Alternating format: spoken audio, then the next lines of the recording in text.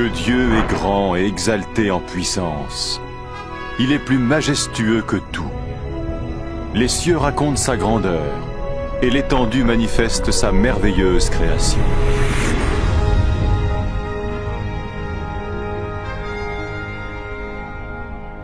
Jour après jour, ils ne cessent de parler, et chaque nuit ils le font connaître.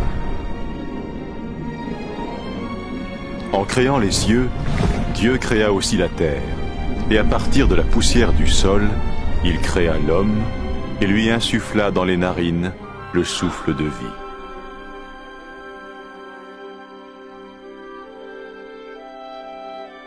Le Dieu d'amour créa l'homme et la femme à sa ressemblance, pour qu'ils soient en relation avec lui. Ainsi, au commencement, il révérait et honorait Dieu, et il vivait en harmonie avec lui.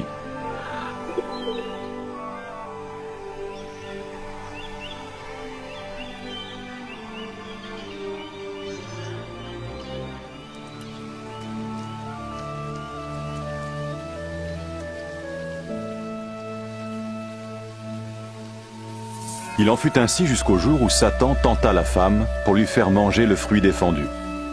Elle le donna à l'homme qui en mangea aussi.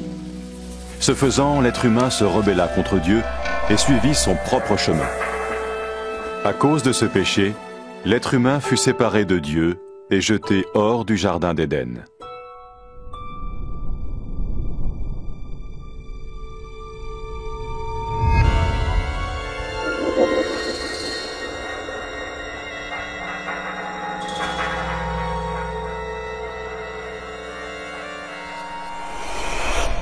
Mais Dieu aimait toujours l'être humain. Il n'avait jamais souhaité être séparé de sa création. Cependant, comment Dieu pourrait-il être saint et source de toute justice s'il ne jugeait pas l'être humain à cause de son péché?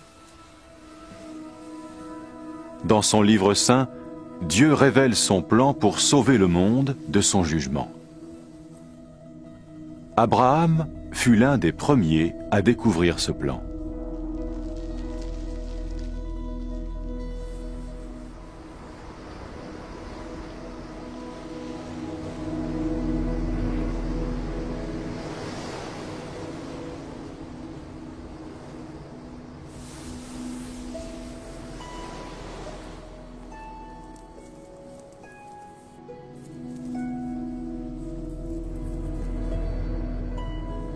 Abraham était un homme juste.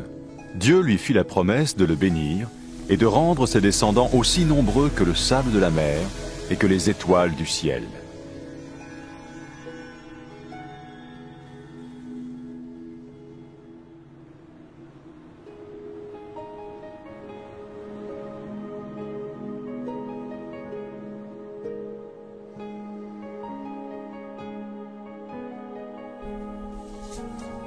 Pour mettre son obéissance à l'épreuve, Dieu dit à Abraham de sacrifier son fils en offrande pour lui.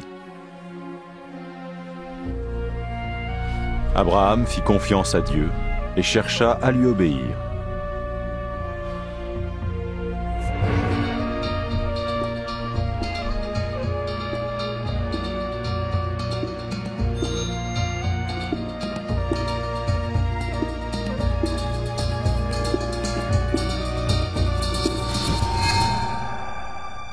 Alors qu'il levait le couteau pour tuer son fils, l'ange du Seigneur l'arrêta.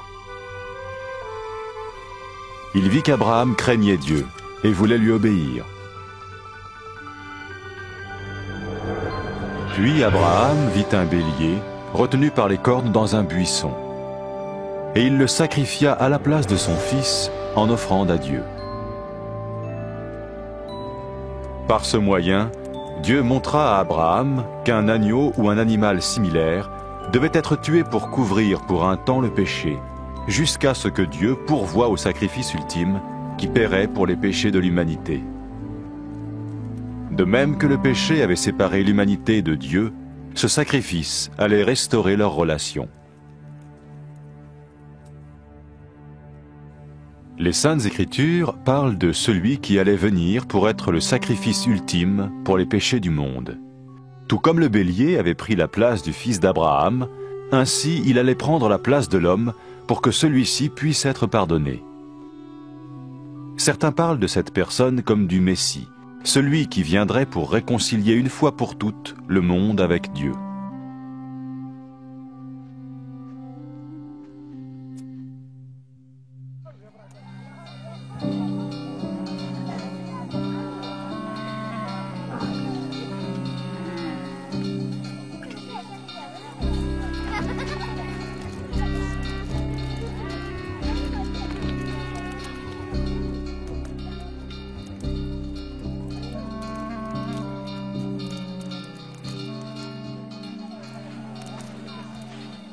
Les prophètes ont prédit en détail de nombreuses choses concernant le Messie des centaines d'années avant sa venue. Le prophète Ésaïe a prédit qu'il naîtrait de façon miraculeuse. Une vierge attendrait un enfant qu'on appellerait spirituellement parlant le Fils de Dieu. Le prophète Michée a prédit que le Messie naîtrait à Bethléem, tandis que le prophète Zacharie a dit à l'avance qu'il ferait son entrée dans Jérusalem sur un âne, et que Judas, l'un de ceux qui le suivaient, le trahirait.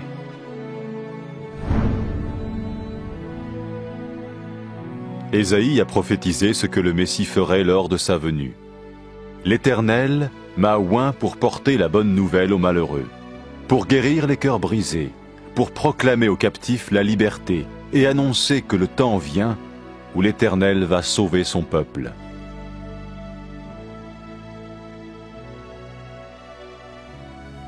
Qui était donc le Messie? Au 1er siècle vint un prophète appelé Jésus. Certains pensèrent qu'il était celui dont parlaient les prophètes. Est-ce possible? Sa vie a-t-elle accompli ce qu'on avait prédit de lui? Jésus était-il plus qu'un prophète? Ce qui suit est son histoire basée sur des témoignages oculaires rapportés dans les Saintes Écritures.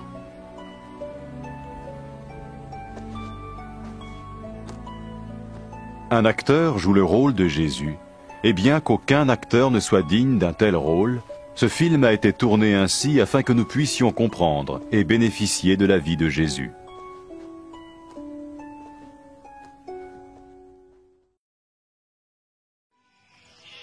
J'écris pour toi, cher Théophile, un récit ordonné des événements qui se sont passés parmi nous. Je le fais pour que tu reconnaisses l'entière véracité des enseignements que tu as reçus.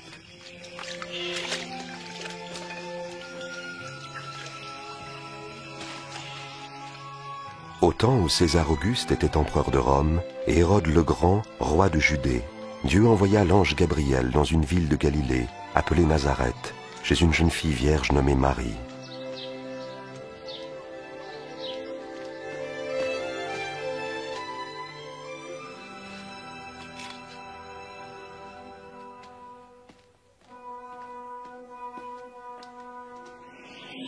N'aie pas peur, Marie, car tu as trouvé grâce devant Dieu. Tu concevras et tu enfanteras un fils à qui tu donneras le nom de Jésus. Comment est-ce possible? Je suis vierge. Le Saint-Esprit viendra sur toi. C'est pourquoi le Saint-Enfant qui naîtra de toi sera appelé le Fils de Dieu. Son royaume est éternel. Alors Marie se rendit dans une ville des montagnes de Judée, chez sa cousine Élisabeth, elle aussi miraculeusement enceinte. Élisabeth. Marie, cousine Marie, tu es bénie entre toutes les femmes, et l'enfant que tu portes lui aussi est béni. Car à l'instant où tu m'as salué, le bébé qui est en mon sein a remué d'allégresse. Mon âme exalte et magnifie le Seigneur, et mon esprit a trouvé la joie en Dieu, mon Sauveur. Désormais tous les âges diront mon bonheur.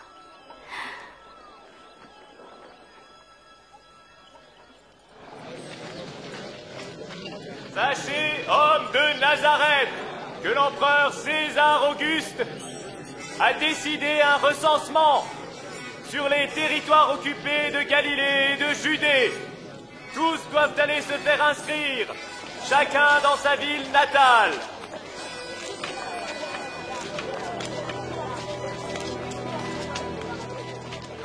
Et Marie se rendit à Bethléem en Judée avec son fiancé Joseph pour se faire recenser.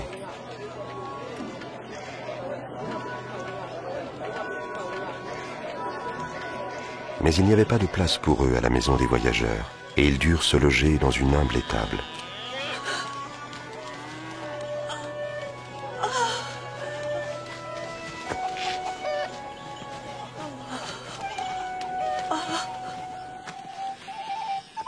Dans les champs environnants, des bergers passaient la nuit pour garder leurs troupeaux.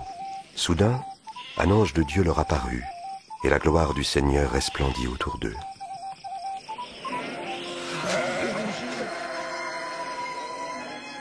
Aujourd'hui, dans la ville de David, un sauveur vous est né.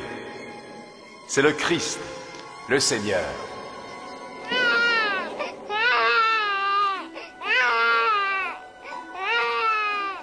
Les bergers allèrent vite voir le bébé qui était couché dans une mangeoire.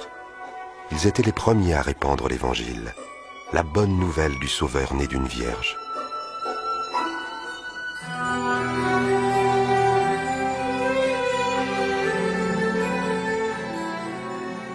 Lorsque 8 jours plus tard arriva le moment de circoncire l'enfant, on lui donna le nom de Jésus.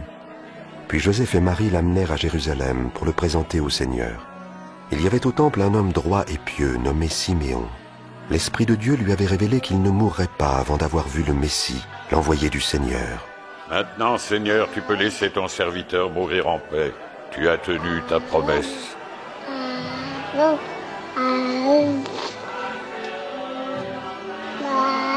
Car de mes yeux, j'ai vu le Sauveur, qui vient de toi. Que le Très-Haut vous bénisse.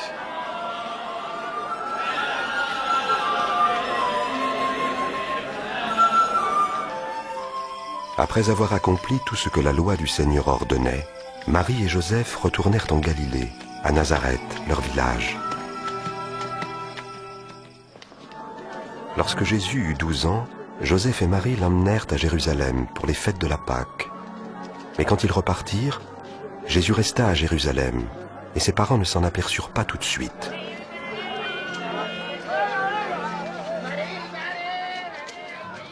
Ils retournèrent à Jérusalem pour le chercher, et le 3e jour, ils le retrouvèrent au temple, assis au milieu des maîtres religieux. Qui est cet enfant qui pose tant de questions? Il vient de Nazareth. Nous le croyons reparti avec nous. Veuillez excuser sa ferveur. Tous étaient frappés par son intelligence.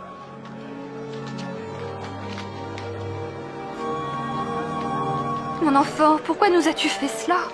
Nous étions très inquiets en te cherchant partout, ton père et moi. Pourquoi m'avez-vous cherché? Ne saviez-vous pas que je dois m'occuper des affaires de mon père?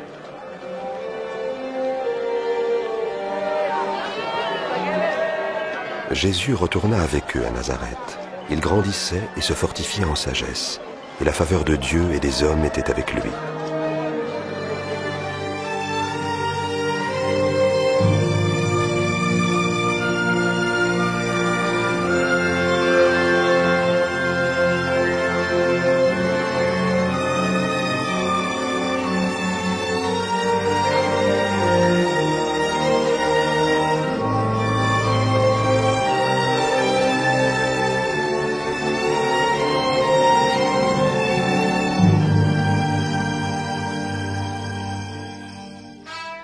C'était la 15e année du règne de l'empereur Tibère. Ponce Pilate était gouverneur de Judée, et Hérode régnait sur la Galilée. Anne et Caïphe étaient les grands prêtres. Cette année-là, Dieu confia son message à Jean dans le désert. Il parcourait la région du Jourdain, proclamant un baptême en signe de repentance, afin que Dieu pardonne les péchés. Éloignez-vous du péché, faites-vous baptiser, et Dieu pardonnera vos péchés. Ainsi qu'il est écrit au livre des paroles du prophète Ésaïe. Une voix crie dans le désert, préparez le chemin du Seigneur. Rendez droit ses sentiers, tout ravin sera comblé. Toute montagne et toute colline seront abaissées. Les